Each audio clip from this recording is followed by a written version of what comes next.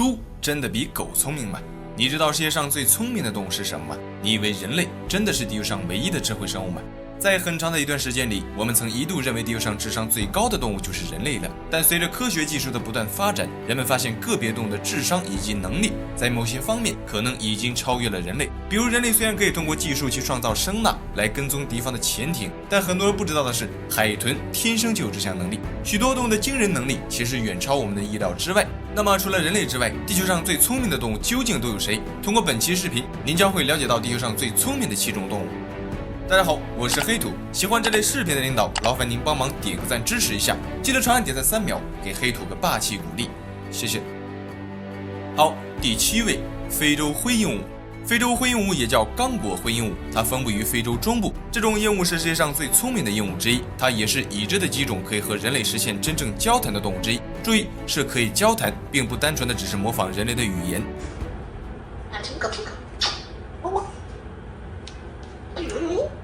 干嘛要说吗？让我恐怖我了。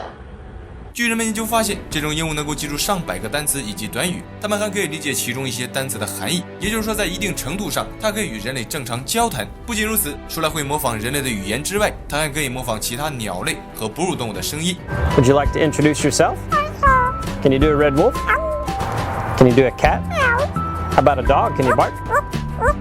据美国的一位科学家研究表明，灰鹦鹉具有学习单词、区分物体、颜色、材料和形状的能力。它们在某些任务中的认知水平几乎相当于4到6岁的人类儿童。除了惊人的认知能力之外，灰鹦鹉还能够执行各种任务。它可以根据颜色的形状去对物体进行分类，也可以将不同的物体与相应的图片进行匹配，非常聪明。尤其出色的说话能力，使得灰鹦鹉在世界上的很多地方都被人们当作宠物饲养，这就会导致很多人为了利益而去捕捉野生的灰鹦鹉。然而在这期间，就会导致大量的灰鹦鹉死亡。据估计，每年约有21%的野生灰鹦鹉被人类捕捉，而这些被人类捕捉到的灰鹦鹉死亡率高达60%。因此，到了2016年，灰鹦鹉也被国际自然保护联盟列为濒危物种，比较罕见。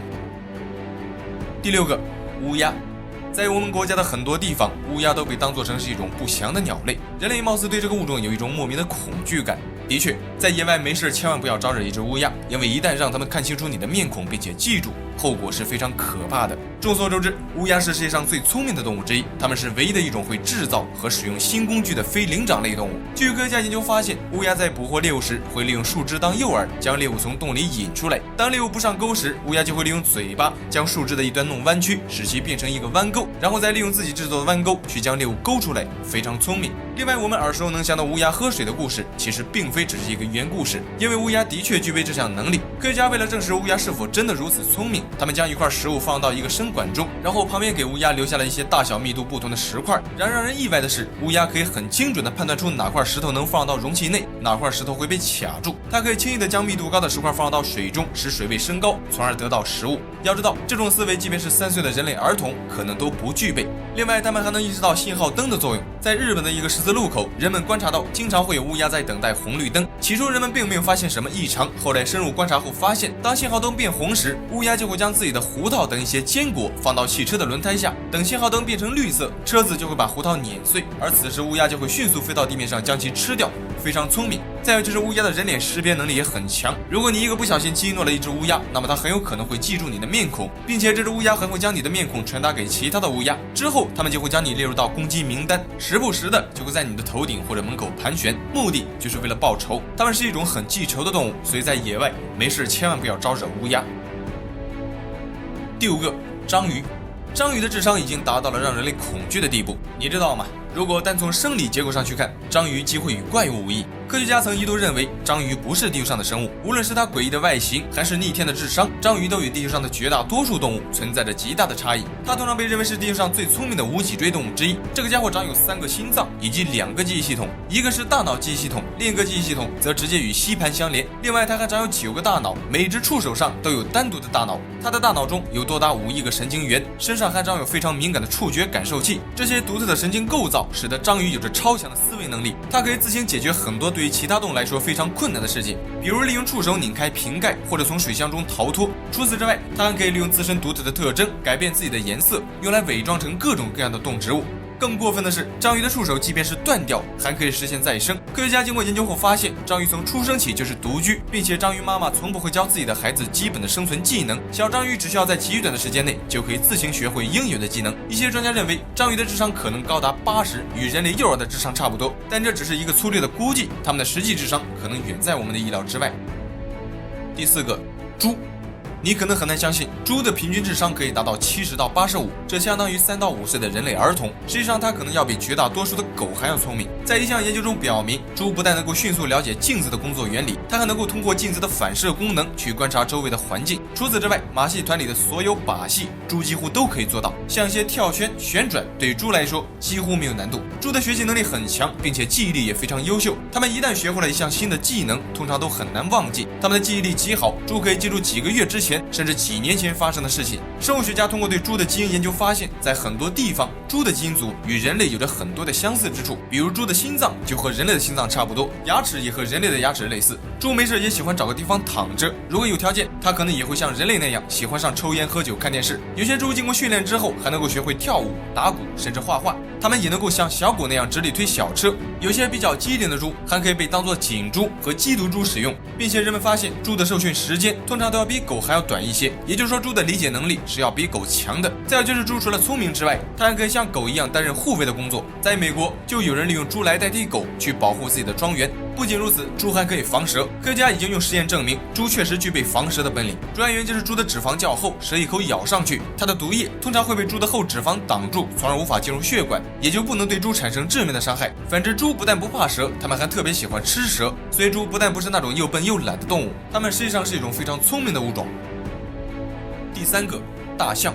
大象是陆地上现存体型最大的动物，它们拥有陆地动物中最大的大脑。大象的大脑神经元数量是人类的3倍，它们具有广泛的认知能力，并且能够进行复杂的思考和情感，特别是记忆力。大象可以记住水源以及食物的位置很长时间，即便是很多年没有回到过这些地方，大象仍然可以记得。它们对周围的环境有着广泛的持久记忆。另外，大象与人类一样，也是一种情感动物，它们也会经历各种各样的情绪，比如快乐、悲伤、愤怒以及悲痛。据人们观察发现，大象是一种高度的利他动物，它们特别喜欢帮助一些处于困境中的人或动物。在东南亚的一些国家，许多大象已经被人类驯养，在这里，大象可以帮助人类解决很多棘手的问题。另外，人们还观察到，大象似乎与人类一样，会对死去的同类布置一种仪式。当一些年老的大象死后，其他的大象则会停留在它的尸体周围长达几天时间。在这期间，一些小象有时候还会表现出哭泣的行为，其他大象也会用鼻子轻轻地抚摸逝者的身体，貌似是在跟他做最后的告别。之后，象群就会利用树叶和泥土将逝者的身体掩埋起来，最后才会逐渐的离去。种种迹象都在表明，大象是一种具备情感与自我意识的高智商动物。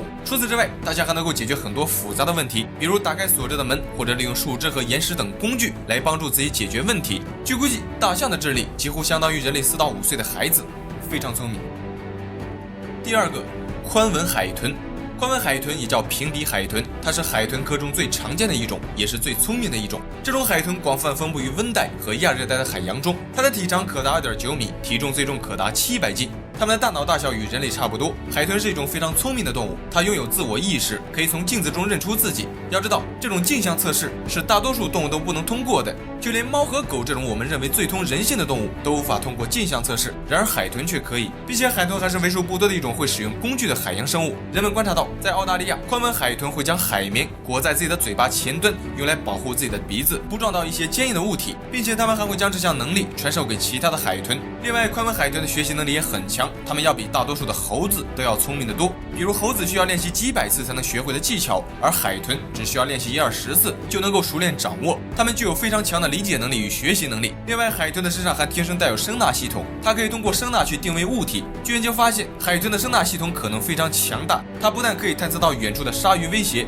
还可以根据反弹回来的回声分析出目标的形状、大小、速度、距离以及位置，这在捕猎或者保护自己时可以起到很大的作用。再有就是海豚救人的行为实际上是出于本能，因为这个家伙本身就喜欢推动海面上一些漂浮的一些物体，看见东西它就想推2下，因此当海豚看到落到水里的人类时，就会本能的将其拖出水面。其实它们并不是只对人类这么好，对待其他动物也一样，有时候它们也会推着自己的同类游动，有时候也会顶着乌龟玩，如果实在找不到能顶的东西，它们也会推一些碎木头等等一些漂浮物。不过无论是出于什么原因，海豚确实具备救人的能力，毫无疑问它们的智商是非常的高。